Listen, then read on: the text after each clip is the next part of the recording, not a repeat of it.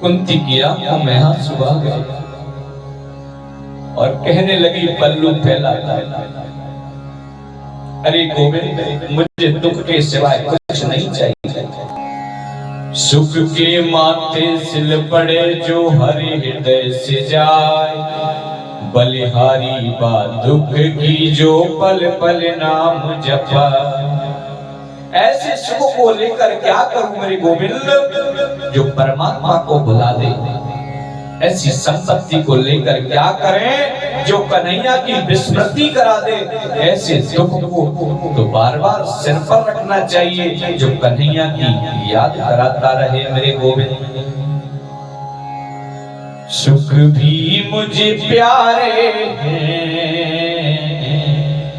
दुख भी मुझे प्यारे हैं, छोड़ूं मैं किसे भगवान, दोनों ही तुम्हारे। अरे गोविंद ये सुख भी आपके द्वारा बनाया गया और ये दुख भी आपके द्वारा बनाया गया। मुझे तो दोनों ही प्यारे हैं लाला।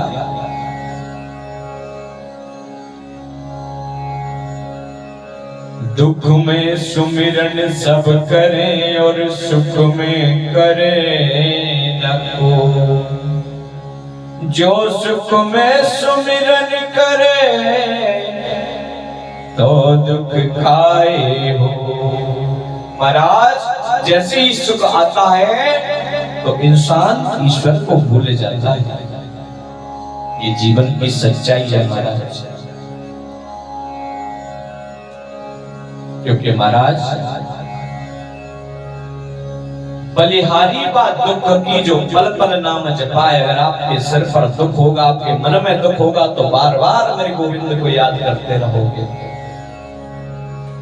विपदो नेव विपद संपदो नेव संपद, विपल नारायण विस्मृति, संपन्न नारायण स्मृति। विपत्ति को विपत्ति नहीं कहते, संपत्ति को संपत्ति भी नहीं कहते। गोविंद को भूल जाना ही सबसे बड़ी विपत्ति है और कन्हैया की याद बनी रहना महाराज सबसे बड़ी संपत्ति। तुलसीदास जी महाराज ने भी लिखा, ओ कहे हनुमंत विपत प्रभु सोई हो, जब तब सुमिरन भजन होई। राम सिया राम जय जय राम। भागवत जी में लिखा है भगवान के चिंतन बिना एक मिनट भी निकल जाए उसके लिए पश्चाताप करो। मेरा ये समय व्यर्थ क्यों निकला। माता कुंती ने इसलिए दुख को मांगा। यदि दुख नहीं आता तो आज मेरी आंखों के सामने मेरा गोविंद कैसे आता। पग पग पर मेरे पुत्रों पर और मेरे जीवन पर जब जब भी दुख आया, जब जब भी दुख आया और मैंने तुम्हें पुकारा और मेरे आकर गोविंद ने दर्शन दिया और मेरी रक्षा की।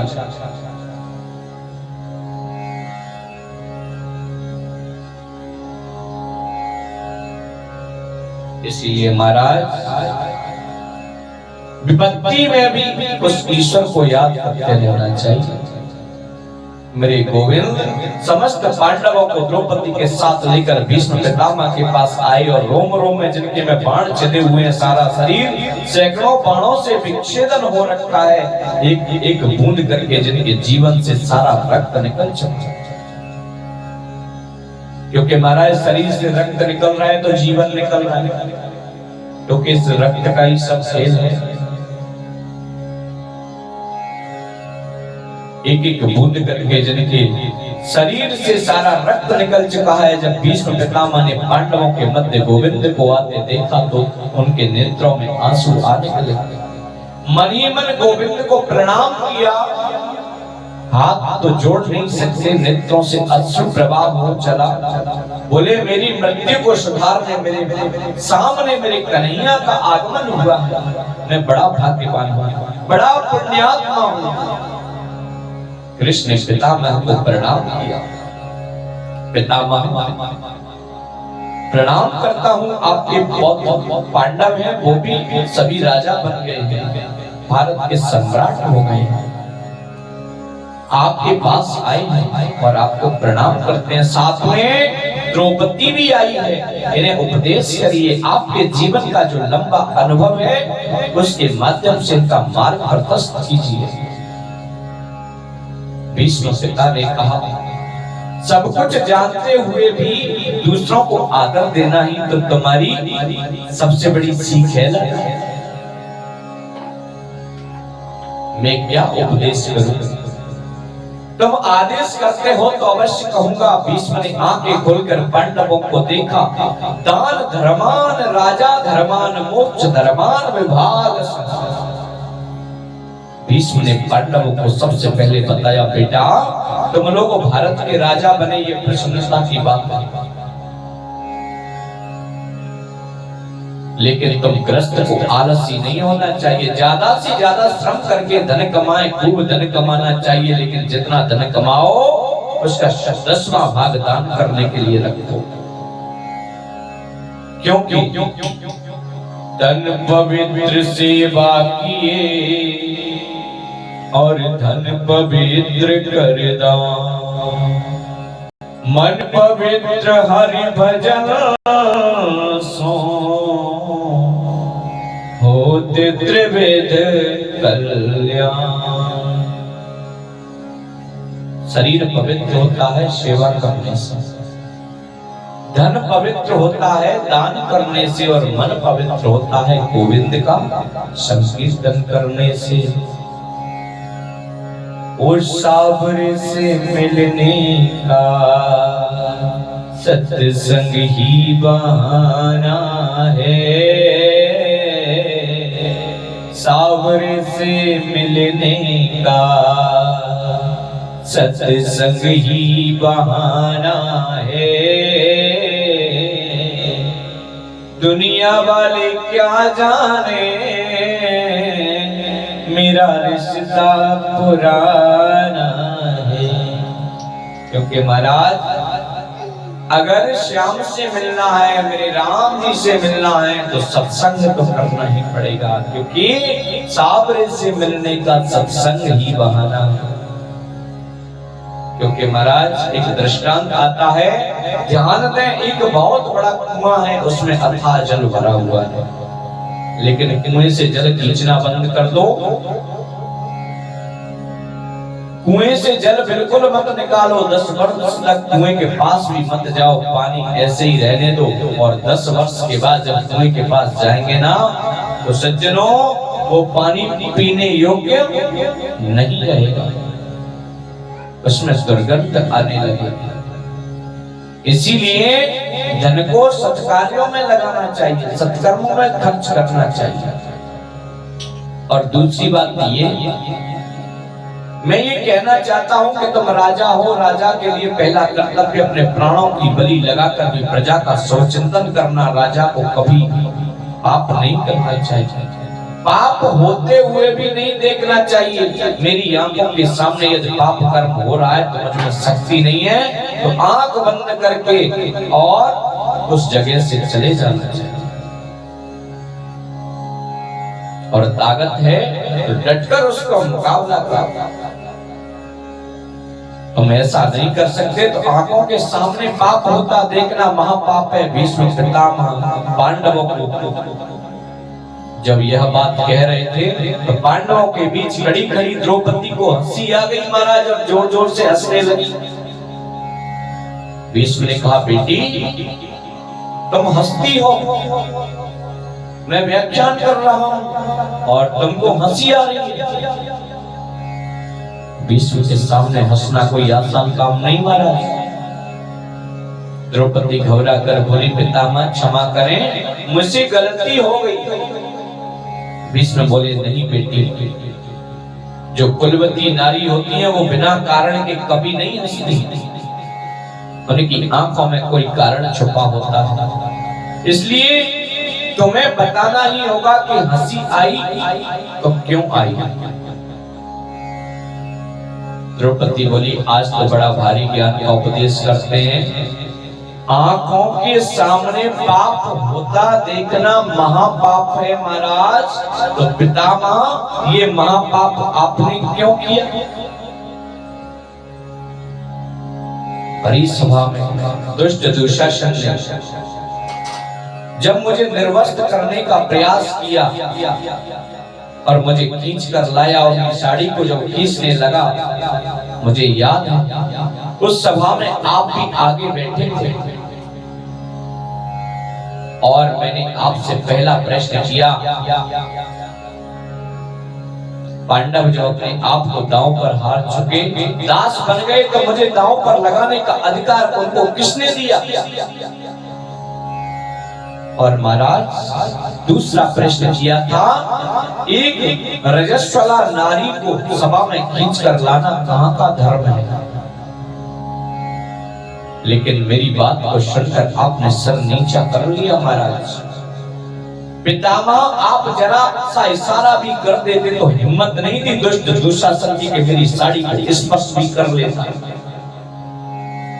आप सब अपनी आंखों के सामने होता देखते रहे, आज ज्ञान देते हो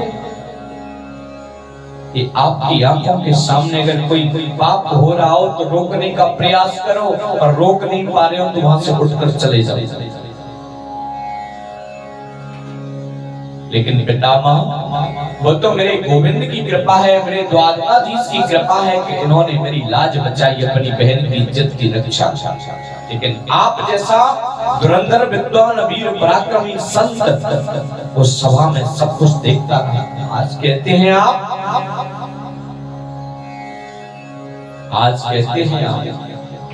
आंखों के सामने पाप होते देखना महापाप है। महाराज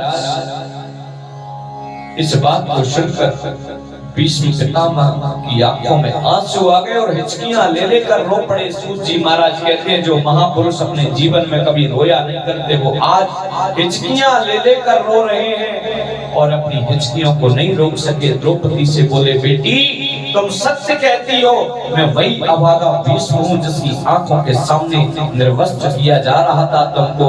परंतु बेटी, क्या तुम जानती हो, आज 54 दिन हो गए बाणों की सैया पर पड़े पड़े मुझे, और जब से अर्जुन ने मेरे शरीर में इतने बाण लगाए कि 2000 बिच्छुओं के एक साथ डंक मारने से जो वेदना होती है वो मुझे हो रही है। मुझे इंद्र मार नहीं सकता था, मुझे इच्छा मृत्यु का वरदान मिला है। मैं यदि नहीं चाहूं तो मर भी नहीं सकता, बेचारा इंद्र मुझे क्या मार सकता है।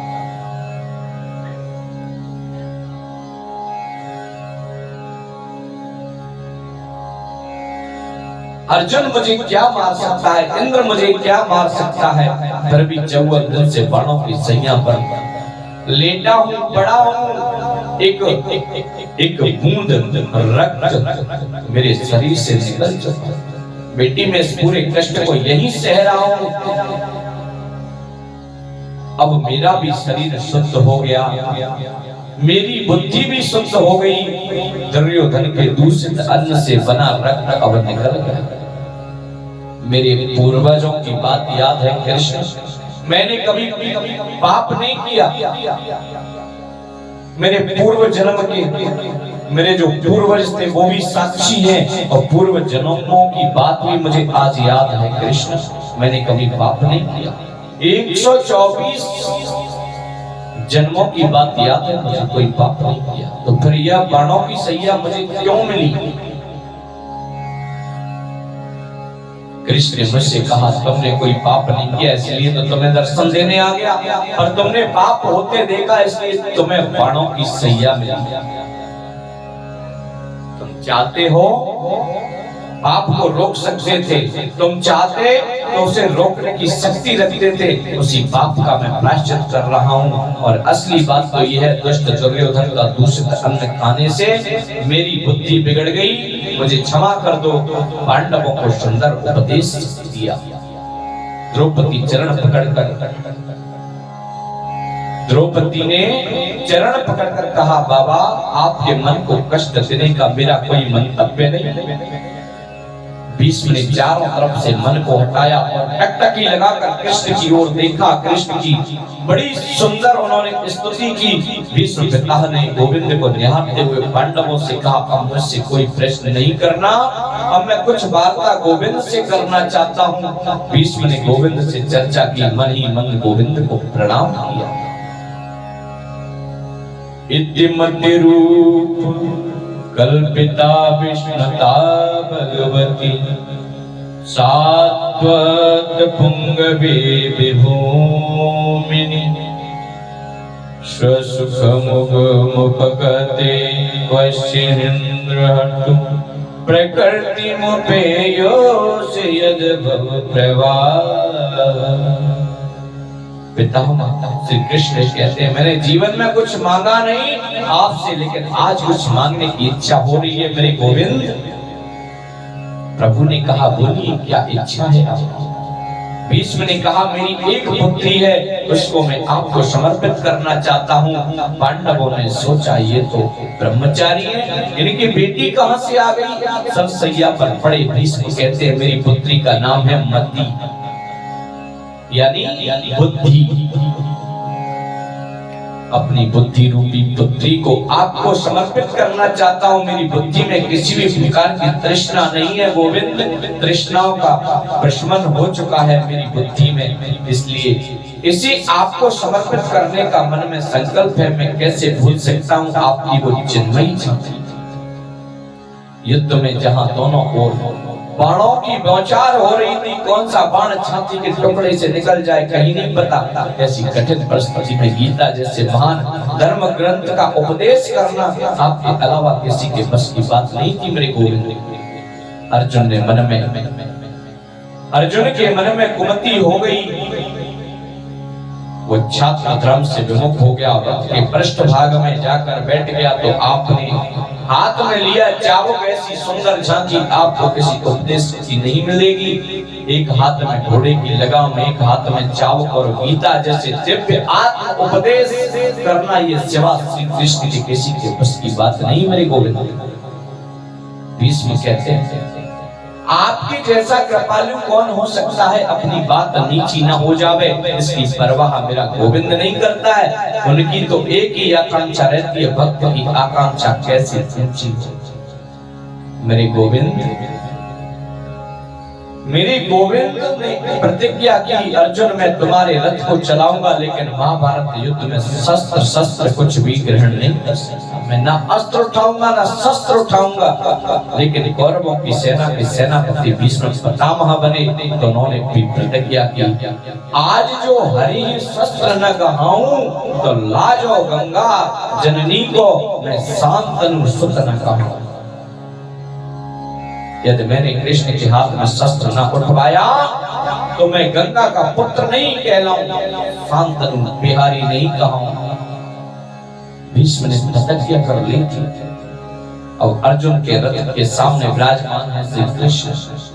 श्री कृष्ण ने बाणों की बौछार लगाई, 10-5 बाण अर्जुन के घोड़े के लगाए। जैसे ही भीष्म ने बाणों की बौछार लगाई, महाराज 10-5 बाण अर्जुन के घोड़े के लगाए, 10-5 बाण अर्जुन पर भी लगाए। भगवान अर्जुन से बोले, तुम कुछ कहते क्यों नहीं? अर्जुन बोले, इनके बाण पार निकल जाते हैं, मैं कुछ नहीं कर पाता गोविंद। ऐसी बाणों की बौछार वृद्ध महापुरुष ने लगाई, जो 2-4 बाण श्री कृष्ण के चरणों में आए। तो अर्जुन से बोले, कुछ करो। अर्जुन बोले, मेरा कवच टूट चुका, बाजूबंद गिरने लगे, मुकुट भी टूटने लगा। हे कि सब ये भीष्म पितामह के सामने युद्ध करना आसान नहीं मेरे गोविंद। मेरे गोविंद ने देखा, ये पितामह तो अर्जुन को ही मार डालेंगे। अपनी सारी प्रतिज्ञा भूलकर रथ से नीचे कूद पड़े। सामने पड़ा था एक रथ का टूटा पहिया, उस चक्के को उठाया और दौड़ पड़े। परमात्मा यदि किसी की प्रतिज्ञा को तोड़ दे तो प्रलय हो सकता है, सारी सृष्टि प्रलयकारी समुद्र में डूब सकती है। पृथ्वी कांपने लगी। कृष्ण का उत्तरीय वस्त्र नीचे गिर गया महाराज, और उसे उठाने के लिए नीचे हुए और पृथ्वी को समझाते हुए बोले, तुम क्यों चिंतित होती हो देवी, मैंने भक्त की प्रतिज्ञा रखने के लिए अपनी प्रतिज्ञा को तोड़ दिया। ऐसे हैं मेरे श्री कृष्ण।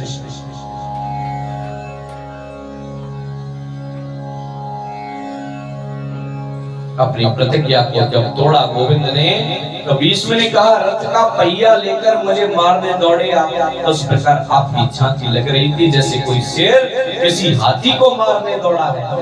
आज वही झांकी आकर मेरे हृदय में विराजमान हो जाए और मन में कोई कामना नहीं रहे। गोविंद ने पितामह से कहा, आपको तो इच्छा मृत्यु का वरदान मिला है, आप तो हजारों वर्ष तक जीवित रह सकते हैं। भीष्म ने कहा, हे केशव, अब जीने की कामना नहीं रही। इतनी सुंदर मृत्यु कभी किसी की हो सकती है क्या? और क्या कहते हैं भीष्म, देहांत काले तुम सामने हो, मुरली बजाते मन को लुभाते, यह गीत गाकर तननाथ त्यागो, गोविंद दामोदर माधवेति, श्री कृष्ण गोविंद हरे मुरारी, हे नाथ नारायण वासुदेव। बड़े प्रयास करते हैं, माला जपते हैं, लेकिन उसी समय नाम नहीं निकलता, कंठ अवरुद्ध हो जाता है और हमारे मुंह में राम नाम शब्द आ ही नहीं सकता। क्योंकि जब तक कंठ अवरुद्ध हो जाता, कोई धर्मात्मा हो, कोई महान पुरुष हो, वही ये कार्य कर सकता है। राम का नाम लेकर जो मर जाएंगे, वो अमर नाम दुनिया में कर जाएंगे। राम का नाम लेकर जो मर जाएंगे, वो अमर नाम दुनिया में कर जाएंगे। भीष्म बोले, मैं कितना भाग्यशाली हूँ, कितना बड़ा मेरा प्रारब्ध है। साक्षात मुरली मनोहर मेरे गोविंद मृत्यु के समय मेरी आंखों के सामने खड़े हैं। ऐसी सुंदर मृत्यु को छोड़कर क्यों कोई जीना चाहेगा क्या? भीष्म ने अपलक नेत्रों से कृष्ण को देखा और देखते देखते अपने 5 भौतिक शरीर को त्याग दिया। भीष्म की मृत्यु के पश्चात पांडव बड़ा रुदन करने लगे, हमारे पितामह चले गए, हमारे पितामह चले गए। गोविंद ने कहा, रोना नहीं चाहिए, ऐसे महापुरुष के लिए रोना क्यों, मेरे नाम का कीर्तन करो। बार बार प्रभु ने पांडवों को सुंदर शिक्षा प्रदान की। भीष्म पितामह इनका 12 भागवतों में नाम है और 12 जो भागवत हैं उनमें एक नाम भीष्म पितामह का आता है। उनकी मृत्यु के उपरांत के संस्कार पूरे किए। पांडवों के सामने मेरे गोविंद बैठे हैं। पांडवों से बोले, आप लोगों को जो वनवास मिला वो पूरा हो गया, आपको राजगद्दी भी मिली है, समाज में आप लोगों की प्रतिष्ठा बढ़ी है। अब मेरी कामना है कि मुझे जाने की अनुमति प्रदान करें, मैं द्वारिका जाना चाहता हूँ। पांडव बोले, गोपाल, आप जब जाने की कहते हो तो लगता है जैसे प्राण निकल रहे हो हमारे, लेकिन हमारी वजह से द्वारिका वासियों को तकलीफ हो, हम यह भी तो नहीं चाहते। इसलिए प्रभु को जाने की अनुमति प्रदान हो गई। युधिष्ठिर ने कृष्ण को हृदय में लगाया और अर्जुन ने कहा, तुम कृष्ण की सुरक्षा करते हुए जाना।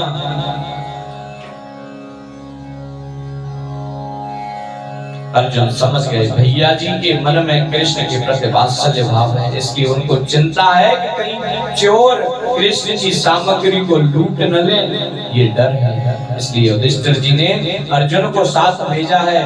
भगवान द्वारिका की ओर प्रस्थान कर रहे हैं। बोलिए बांके बिहारी लाल की जय। प्रासाद शिखरारूढ़ कुरुनार्योदिद्रक्षया वप्रशो कुसुमे कृष्णं प्रेम प्रीडास्मिते क्षणः। अपने महलों की कटारियों पर खड़ी होकर गुरुकुल की नारियों ने कृष्ण को भावभीनी विदाई दी। श्री कृष्ण ने बुजुर्गों को प्रणाम किया, साथियों को गले से लगाया।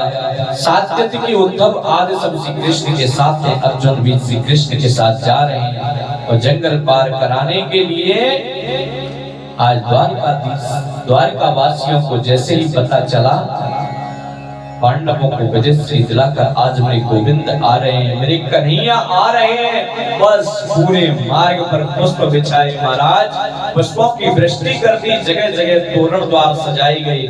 आज माता देवकी मन में बड़ी प्रसन्न है। आज मेरा गोपाल पांडवों को विजय श्री दिलाकर आ रहा है।